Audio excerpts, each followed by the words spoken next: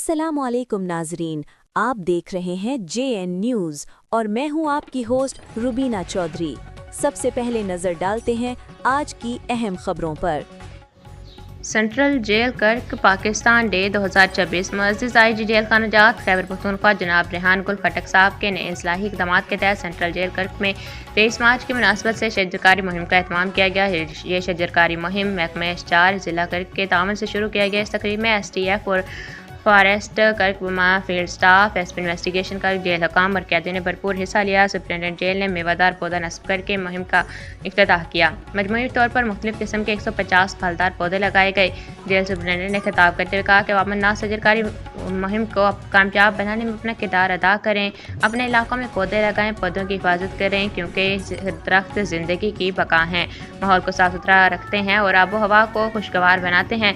इसलिए तमाम शहरी शजरकारी मुहिम में हिस्सा लेकर मुहिम को कामयाब बनाने के लिए अपना भरपूर किरदार अदा करें। आखिर में सुप्रिटेंडेंट जेल ने ज़िला महकमा चार का शुक्रिया अदा कर महकमा जेल खाना जात और पाकिस्तान की सलामती के लिए इज्तिमाई दुआ भी की गई।